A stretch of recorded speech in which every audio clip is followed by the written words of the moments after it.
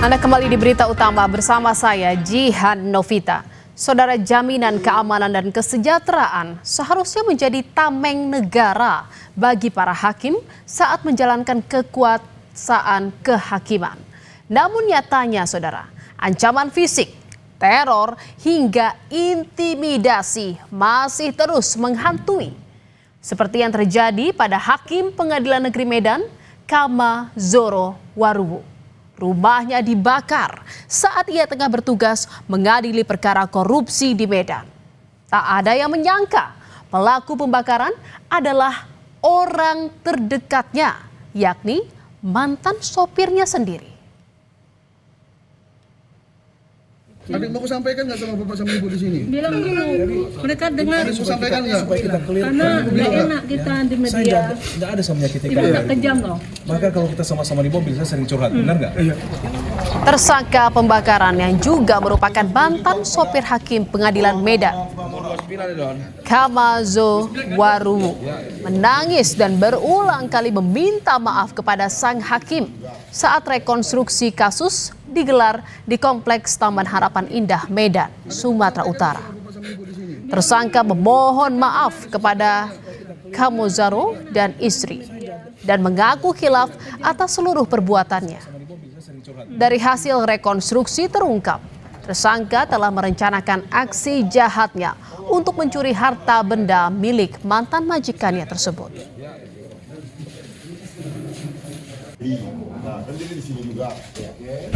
Hilang sebagai manusia, Pak. Iya makanya. Saya udah ampuni kamu, tapi kasihan anakmu. Iya, Pak. Ada sampaikan, terakhir ada yang mau sampaikan kepada Bapak Ibu, ada yang mau sampaikan? Ada yang mau disampaikan nggak? Nanti aja. Bertobat lagi ya. Ya, ingat. Saudara, aksi pembakaran ini terjadi pada 4 November 2025 lalu. Hakim PN Medan, Kama Zoro Waruwu, mendapatkan informasi rumahnya di Komplek Taman Harapan Indah Kota Medan terbakar saat dirinya tengah memimpin sidang. Saat api mulai terlihat, warga langsung menghubungi dirinya. Ia sempat merasa syok dan saat pulang ia mendapati rumahnya tinggal puing. Rumah korban terbakar pada Selasa 4 November pukul 11 siang, saudara. Kebakaran terjadi saat rumah korban dalam kondisi kosong. Dan belakangan diketahui tersangka yang merupakan mantan sopir korban telah merencanakan pembakaran ini. Saat tahu rumah dalam kondisi kosong, ia pun langsung beraksi, mengambil barang berharga dan membakar rumah untuk menghilangkan jejak.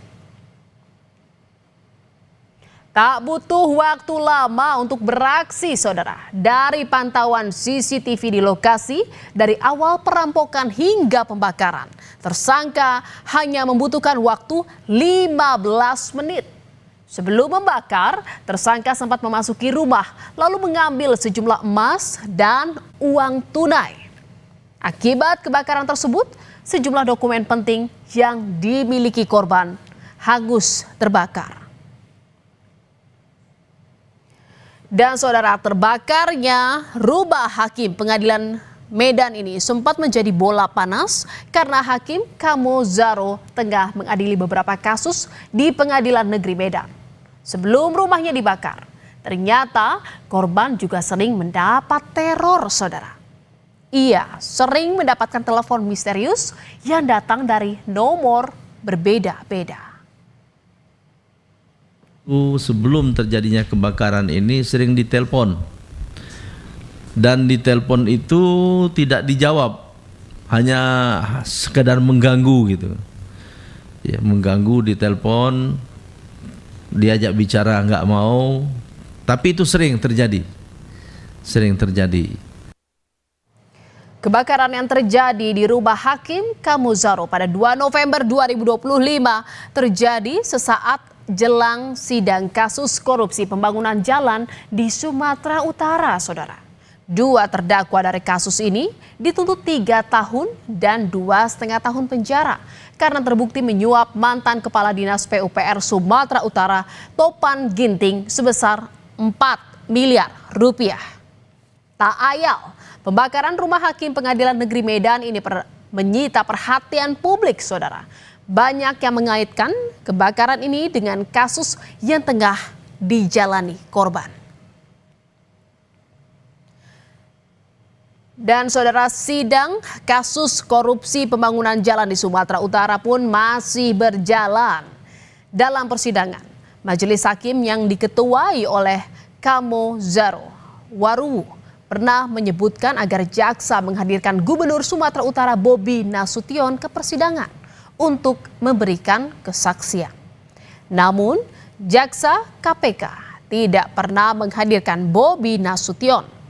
JPU memastikan belum ada kaitan gubernur dengan kedua terdakwa sehingga belum perlu dilakukan pemanggilan. Bobi Nasution memastikan siap hadir jika ada surat panggilan.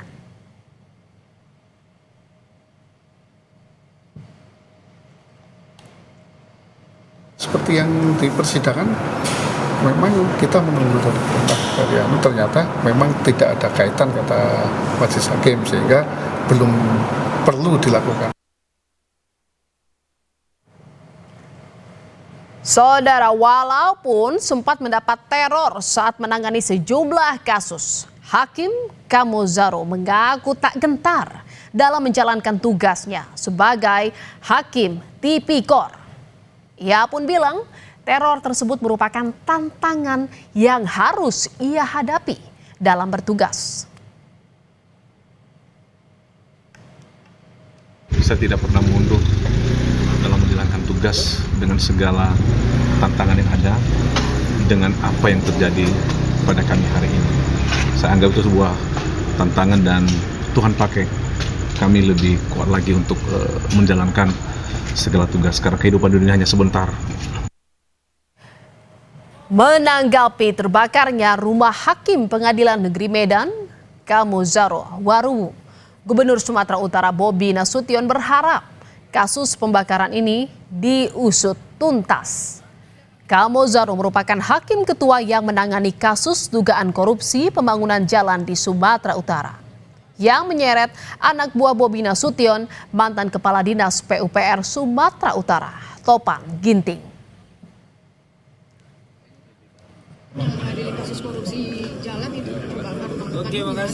Kalau dibakar, mudah-mudahan segera ditangkap.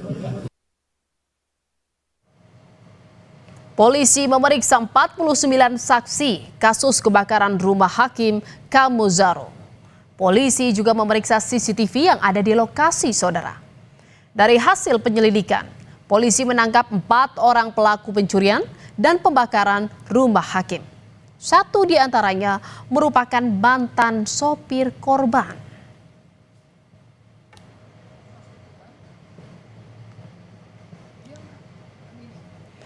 Empat orang ditetapkan sebagai tersangka dalam kasus pembakaran rumah hakim Pengadilan Negeri Sumatera Utara Kamo Zaro Waruwu. Otak dari pembakaran ini adalah Fahrul Aziz Siregar yang merupakan mantan sopir sang hakim. Polisi menyebut motif pelaku melakukan pembakaran lantaran sakit hati dan dendam dengan korban. Sudah diakui oleh tersangka maupun saksi dan disaksikan oleh JPU. Kita tadi mendengar ada sakit hati dan segala macam, itu bagaimana? Ya itu kan tidak masuk dalam ranah itu pribadi. Itu dikatakan tersangka sebagai motif dia beraksi. Saudara, jaminan keamanan bagi hakim pada saat menjalankan tugas di ruang sidang maupun pada saat berada di luar pengadilan harus dijamin negara. Jaminan keamanan bagi para hakim harusnya menjadi prioritas, saudara. Jaminan keamanan ini harus dilaksanakan secara nyata untuk mewujudkan independensi peradilan agar bebas dari pengaruh pihak lain termasuk intervensi dari pemegang kekuasaan ataupun pihak-pihak berkepentingan. Saudara, berita utama masih akan kembali seusai jeda dengan informasi mengenai pria Malang tak henti-hentinya menangis. Putri kesayangannya belum juga ditemukan. Ia pun terus menyisir timbunan lumpur dan berharap mendapat petunjuk keberadaan putrinya. Informasinya sesaat lagi, tetaplah di berita utama.